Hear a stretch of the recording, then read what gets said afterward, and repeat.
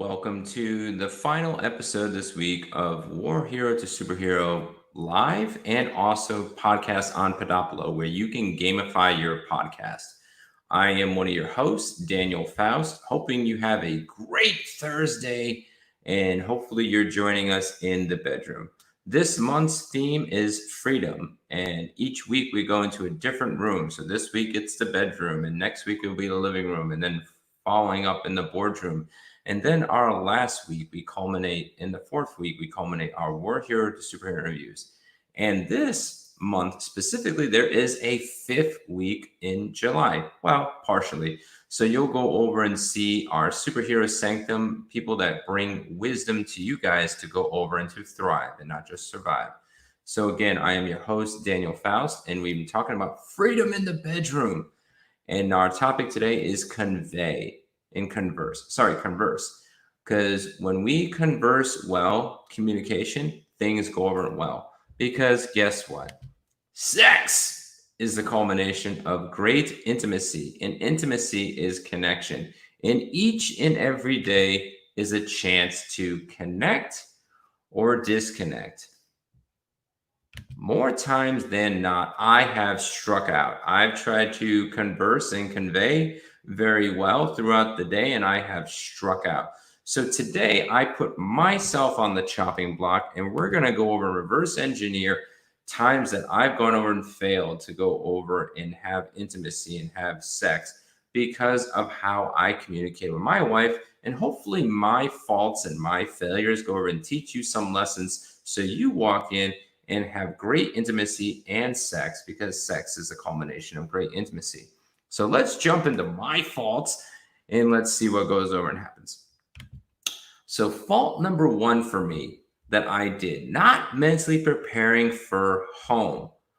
We have our bedroom, we have our living room, and our boardroom. And a lot of times, especially as guys, more than girls, at least in my observation, that we go over and blur those rooms constantly. If we have a problem in the boardroom, we might bring that home mentally, emotionally, spiritually.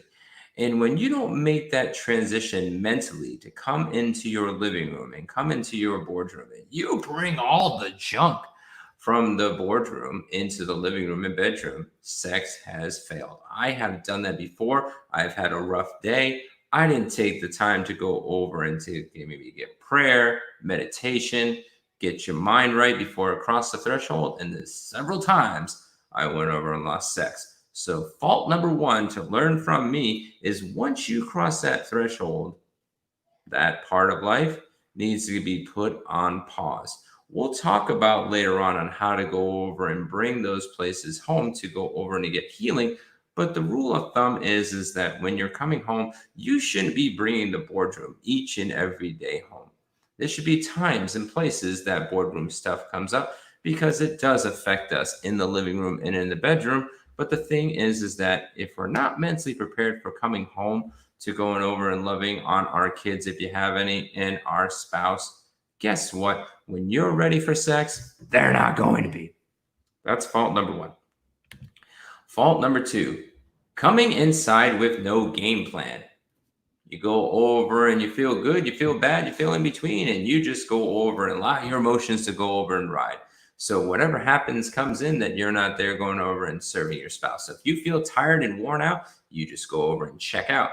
You go over and sometimes give a hug, sometimes give a kiss, sometimes go over and emotionally connect, sometimes take those minutes of there, and other times you don't, and you're just feeling it out. That doesn't go and work well because you're not regularly giving that intimacy a regular checkup and going over in there, and you're just coming willy-nilly. Maybe that's why your sex life is willy-nilly, is because you just come in with no game plan. Because when you feel it out, you're more likely going to go strike out. So that's fault number two. Fault number three, verbal blender. Ooh. It's one of my ones that I do the most, that I failed several times, is that, again, you go over and you come home and you walk into experiences. Kids could be running around everywhere. Things cannot be picked up. They've done some other experiences that you weren't aware of. House exploded. Maybe your spouse got sick. Maybe they had a bad day and you didn't communicate with them. And you just spew. That usually doesn't work out at all, typically, because if you allow your mouth to go over to dictate instead of your mind and your heart thinking of the situation and maybe being empathetic, rolling with the situation and whatnot, and you become that verbal blender and you're like, more than likely, several times with me, sex has gone over and failed, and no intimacy typically happens. And usually it's just now I've angered my kids, I've pissed off my wife, and usually it's a cold night in the bed by myself. So that's fault number 3. Fault number 4, bringing the boardroom into the bedroom. Looking very similar to not mentally preparing for home, but you specifically go over and bring all the stuff at home. Like you go over, like in COVID season, we understood, hey, you're in the garage. And if you're still in COVID season, hopefully your spouse doesn't understand that your boardroom and your bedroom can go over and bleed. But when is the work going to go over and stop? There's got to be a mental stopping point. If you work in your garage, you have to have a mental stopping point to go and bring that. You might be excited and love your job, or you might be frustrated with your job. But if you continually bring the boardroom into the bedroom, even if you both are working together at home, or both working 2 separate jobs, or one spouse is staying at home and the other one's going over and working, or one person's working in the garage or office, if you don't land the plane and finally get out of the boardroom and you continually bring that in the bedroom, well, that doesn't bring hotness, right? That doesn't bring intimacy, right? Maybe it does for you, but typically for me, it goes over and fail. So another thing is to go over and take your boardroom and land your boardroom, and then go over and start making that mental, emotional, and actual transactional to go into bedroom ops. Fault number 5. This, especially if you have kids ranging from 0 to, I don't know, 300. Not expecting chaos. If you go over and walk in and you expect your house to be perfect, and this has been my fault for years, is that even when you ask that you don't expect chaos, you're just failing for yourself. For me personally, I've had to learn I need to be the person that brings order to chaos when coming into the door as much as possible. Not bring my mouth to the floor and to the ears of the people that I'm with. That I need to be a conduit, and maybe you, if this is one of your faults, to go over and to say, I don't need to verbally process and challenge everybody in what they're going and doing. One of the nicknames my kids go over and have for me and my wife is the invisible fairy, the invisible cleaning fairy. Typically, I go over and I take the chaos and bring it back to order. I still have the kids go and have responsibility, but I need to expect chaos. Bikes left out in the yard, hoses left out, maybe things not being totally done. Maybe they're cooking in up a storm and it's a big thing, or maybe it's a scream fest because they're having a fun game or not. If you're not expecting chaos when you come into the door, and I don't mean like total like mayhem, but a house needs to be lived in. I have to keep repeating this to myself because that's not my natural mindset. A house needs to be lived in. So if you expect chaos coming into the door and you become that invisible, emotional, physical fairy to bring order to chaos, more than likely intimacy will increase, which is sex is a culmination of that, compared to going over and trying to pursue minutes to hours later afterwards. Yeah. I'm just gonna say it's probably gonna bomb. Fault number 6, putting my needs above hers or his, depending on the relationship, of course. So when you come into the house and you're exhausted and you're going over and beating, and you just put your needs first, almost like the typical, let's say 1950s, like marriage, going over and saying like, hey, I'm gonna put my feet on the couch and they're gonna serve me food and bring my nachos and be in my chair. Everybody's going to have those days, and hopefully your spouse coming home, or if you both work, that you can serve one another.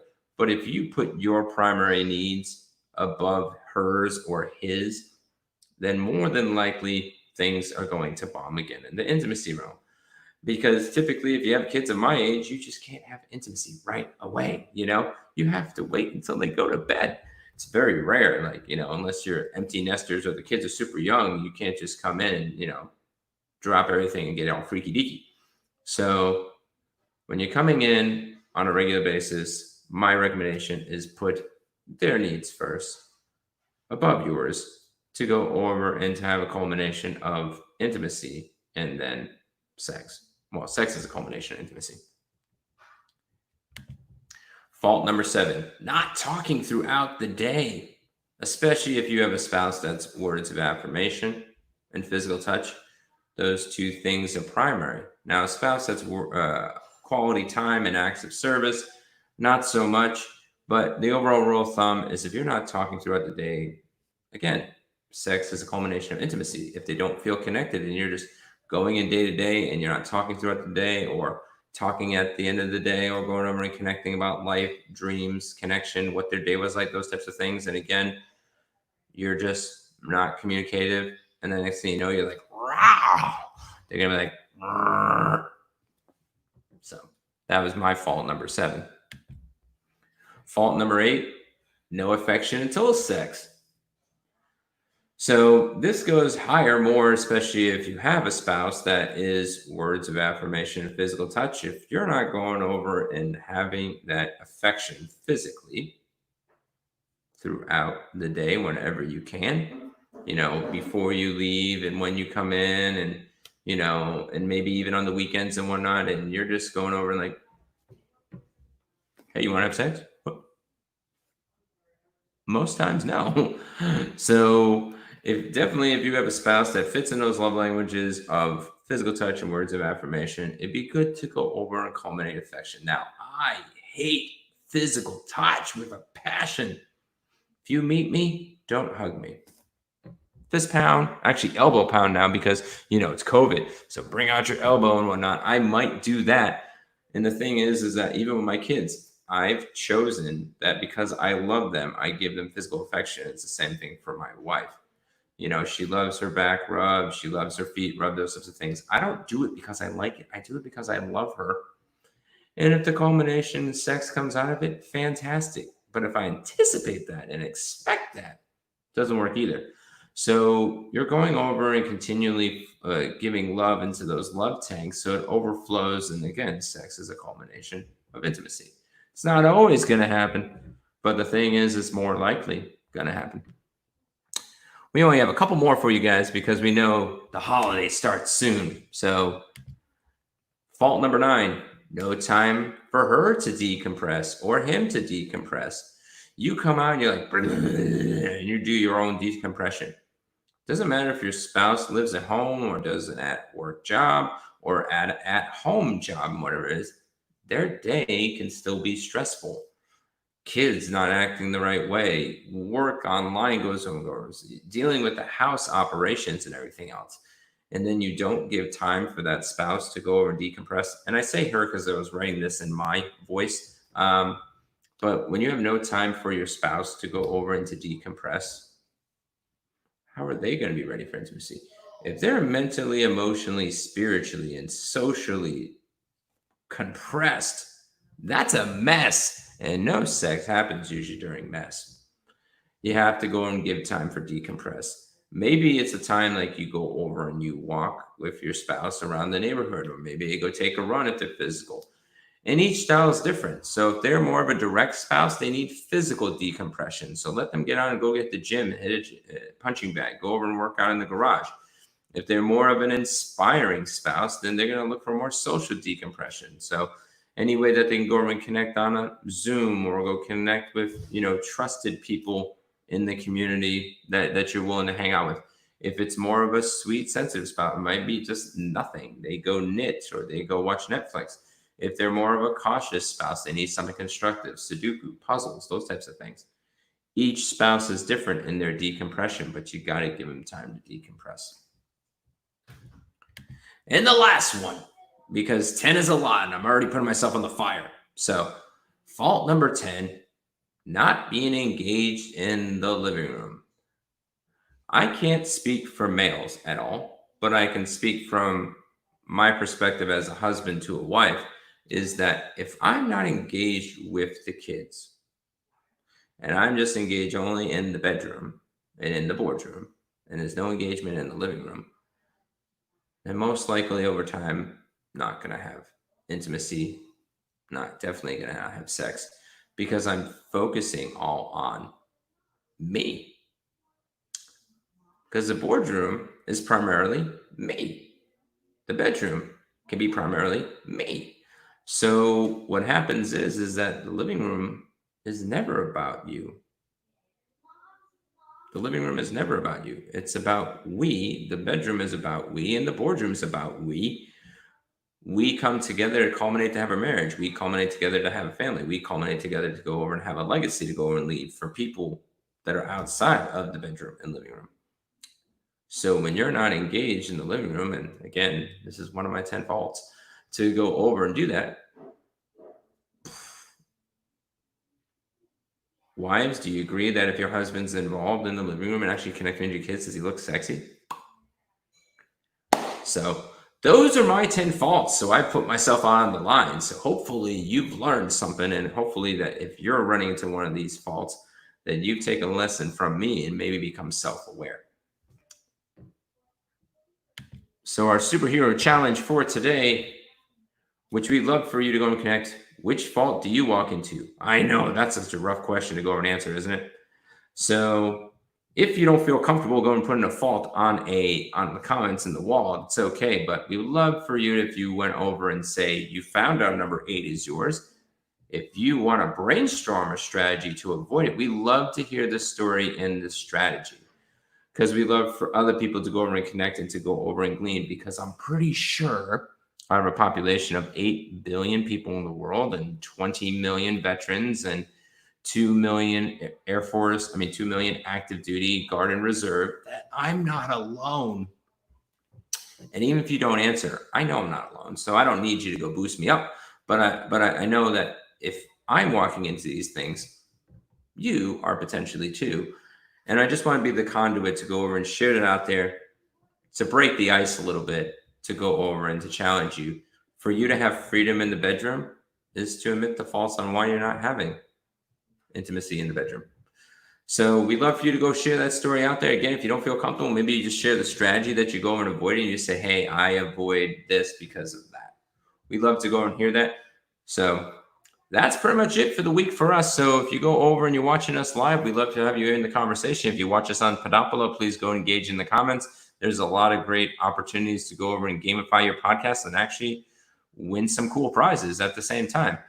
And always, always, always, no matter if it's the 4th of July coming up soon or it's the 27th of December, if you're watching this and you are struggling in the bedroom and you're like, man, I haven't had intimacy in a long time, or maybe I haven't had connection in a long time, or maybe it's in the other rooms. Maybe you're not connecting with your kids as well. Maybe that's why intimacy is having issues, or maybe it's just you're stressed out in the boardroom. No matter where it is, we give 20 minutes free to every single military veteran and first responder that connects with us. And if you want to take your war hero to superhero tour, in a sense, to the next level, go hit our patreon.com/thrive not survive. You see it in the ticket right there, to go over and connect. And as low as $5 a month, you can go over and become that marriage superhero.